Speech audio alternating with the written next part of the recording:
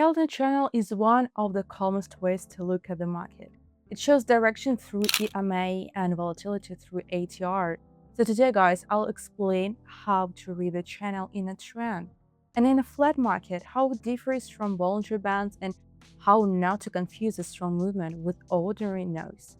And after the theory, we'll immediately fix this in practice. So I'll open several trades following the same rules. So what Keltner channel is, in simple words, so Keltner channel is a channel of the three lines. The middle line is an EMA, so this is the exponential moving average. The upper and lower lines are boundaries placed above the below at the middle at a distance that depends on ATR, so average true range. So the channel breathes when volatility increases. It expands. When the market is calm, it contracts. So the main task of Keltner channel is to help the first guys who listen to determine the direction of the trend by the slope of the middle line. The second, understand when the price movement has become unusually strong, so a breakout beyond the boundaries. And third, in a calm market, use the channel boundaries as expensive or the cheap reference points inside the range. So this is somewhat similar to Bollinger Bands, but here the channel width is taken not from standard deviation but from ATR. Therefore, the channel usually looks more smooth and stable. So the settings here are the simple and logical. EMA period, so the middle of the channel. ATR period, so how quickly the volatility estimate changes. And the ATR multiplier, guys, so how wide the channel is. And a typical option that is often set by default. So EMA 20, multiplier 2, and ATR 10. And the idea is this: the smaller multiplier, the more narrow channel, and more touches and signals, but a higher chance of noise. And larger multiplier, wider channel, fewer signals. But they are less likely to be random. And regarding ATR, a short ATR reacts more sharply, and a long ATR is more smooth and calm. Like the logic of any channel is this: they try to cover most of the price movement. Therefore, when price moves above the upper boundary, it is a sign of unusual strength. And when price falls below the lower boundary, it's a sign for unusual weakness. And often it is from such strong movements that a regime change begins. One trend has ended, another has begun. So, but an important point, a breakout beyond the channel by itself is not an entry button, but a signal to pay attention. So the most convenient thing, guys, the channel immediately shows the trend. And if the exponential moving average and the entire channel are going upward, the basis bias is bullish. If the channel is sloping downward, bearish. And if the channel is moving sideways, the market is in the flat range. And then you simply act logically. In an uptrend, priority goes to buys. In a downtrend, to sells. And in a flat, careful trading from the boundaries. Well, guys, let's compare it to indicators like the Keltner channel versus Bollinger Bands, okay? So a short comparison. First, Keltner channel usually looks smoother because ATR is often more stable than standard deviation. The second, in the classic version, Keltner uses EMA, therefore the middle line is more sensitive. If you need a more calm channel for a trend, Keltner is often more convenient.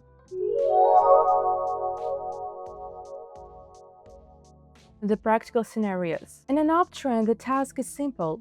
Look for buys in the direction of the trend and use the channel as a reference for where the pullback is normal. For example, after a strong upward impulse, the price may pull back, but it often stays above the lower boundary of the channel. And the entry becomes more accurate if you wait for a pullback and confirmation. For example, when additional oscillator gaps such as RSI to show short-term oversold conditions and start turning it back up. By the way, on my channel there is already a video about RSI, guys. You can find the link to it in the description under this video. So the scenario 2, the downtrend. In a downtrend, the logic is mirrored. The price often meets a resistance near the middle line EMA, and it finds it difficult to reach the upper boundary of the channel. So here many people use oscillators to mask short-term overbought conditions within a downtrend and look for continuation downward after the pullback. But in a flat market, guys, the channel can be used differently as a range boundaries.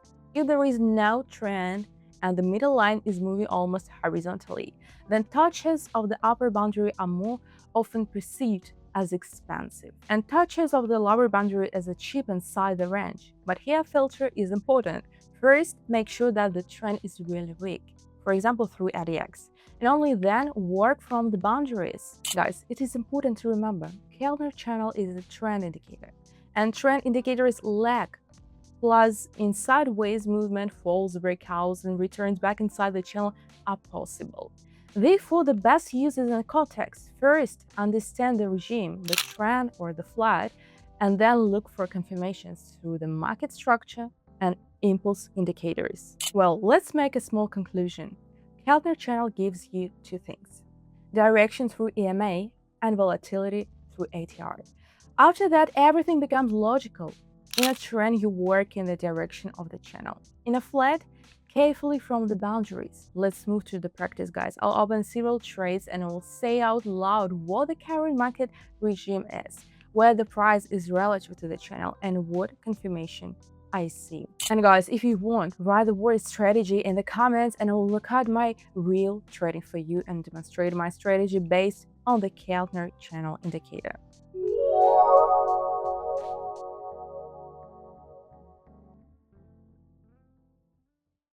So we're on the broker, guys, and I already selected all the currencies, all the currency pairs with a more optimal movement character. You can see them here at the top. So the selected assets, good. I conducted a small analysis, and overall the movement on these assets is more or less acceptable for trading. And so basically we can proceed.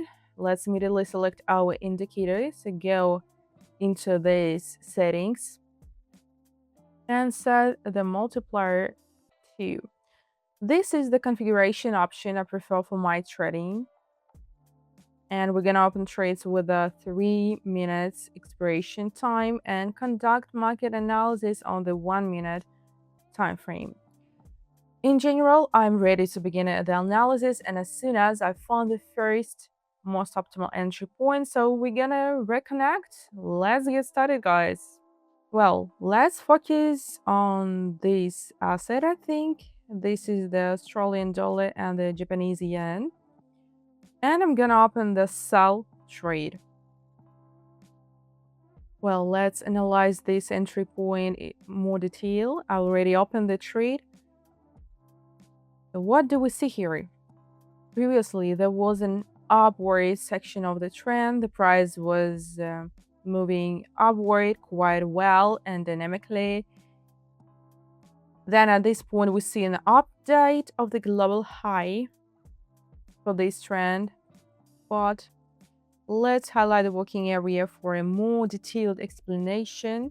So here's the global high from which the price reversed and moved downward. So I drew the trend line. Overall, there are good touch points here from which pullbacks occurred. And then the price continued downward again. Well, these pullbacks approximately reached the range of the middle moving average of this channel. And I highlighted a certain level with a green rectangle. We can call it as support area, and I believe we'll see a breakout of this level, and the trend just indicates this, and overall the price has just reached the lower boundary of our highlighted support area. And since the trend has generally changed, this can be assumed. So let's see what we got as a result. And we see a further breakout. The price has just broken the lower boundary of our support area. And I hope the entry level was more or less acceptable.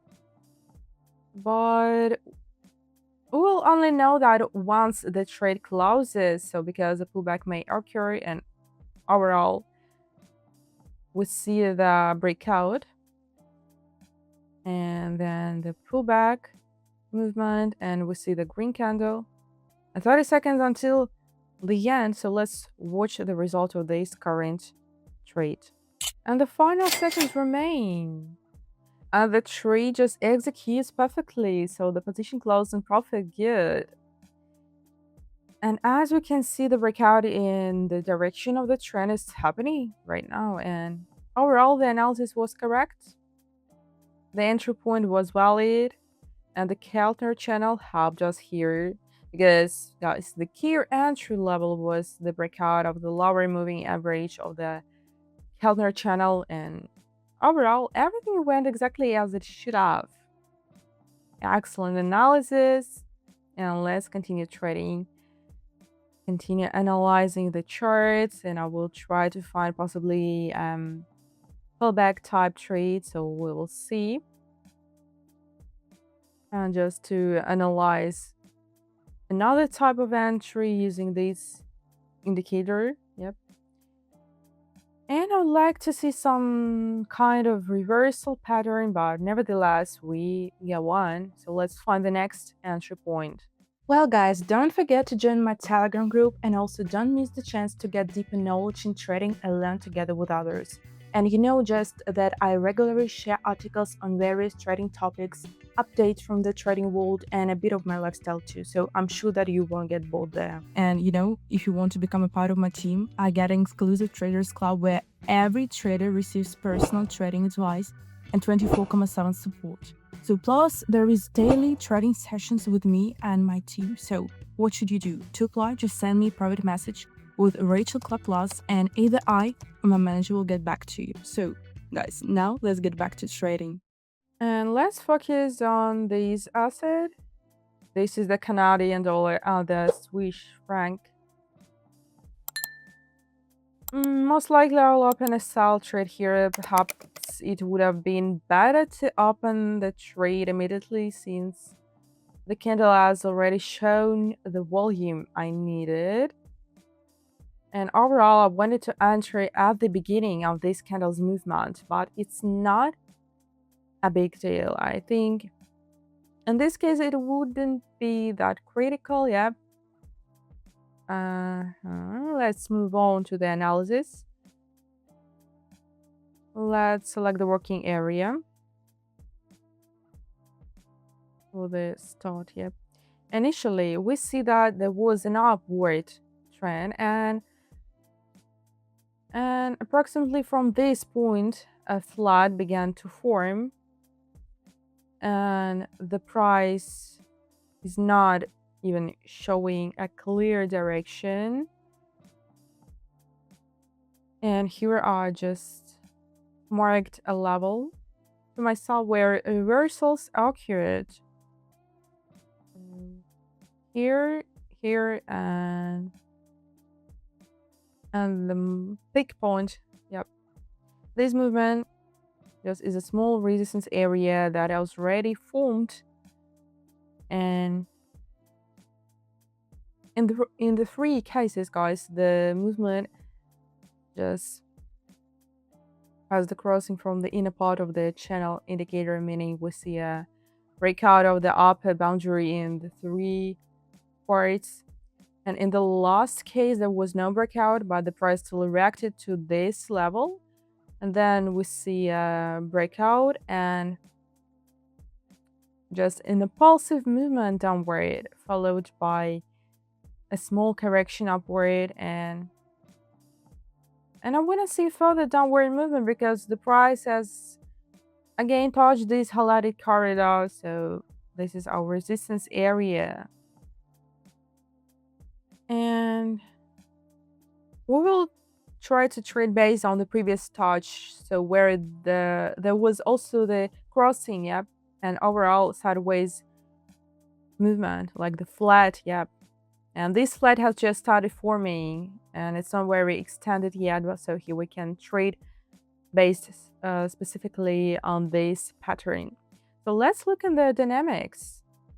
overall, I see that I got a relatively good entry point because after opening the trade, we again saw two bullish candles, and the price just re-entered our highlighted corridor, so into the resistance area now, shows a reaction downward. And in all cases, when the price entered this range, it moved downward.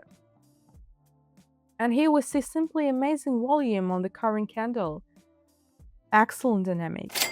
A strong impulse and the trade executed again. Good. $64 on this position were secured in profit. Excellent, guys. So this is how we opened two trades. So one was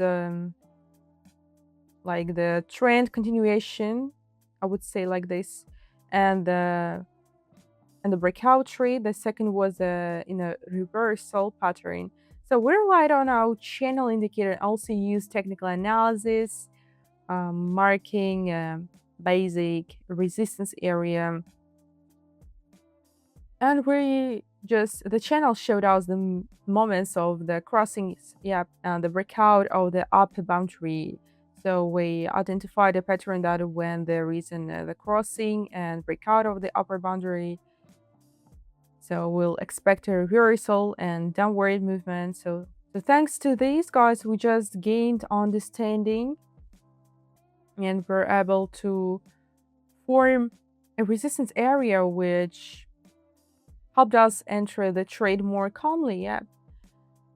And as you can see, we closed both positions quite confidently in profit. So everything is clear and structured, and that I was able to explain everything in detail without raising any questions.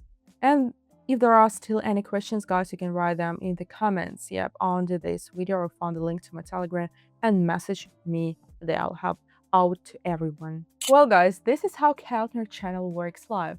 We identified the market conditions, looked at where the price relative to the channel, waited for confirmation, and therefore the trades closed calmly. So guys, if you trade on fast time frames, you usually want to make the channel a bit more sensitive. And if on calmer ones, on the contrary, smooth it out to remove unnecessary noise. And the main thing, keep a simple framework. First, the market conditions, then the direction, then the boundaries of normal, and only then the entry. So if you stick to this sequence, trading becomes more consistent, guys. So thank you for watching. If you want to trade in sessions like this together with me and my team in a close community, all the content links are in the description of the video, guys. So message me and I will tell you the details. So see you.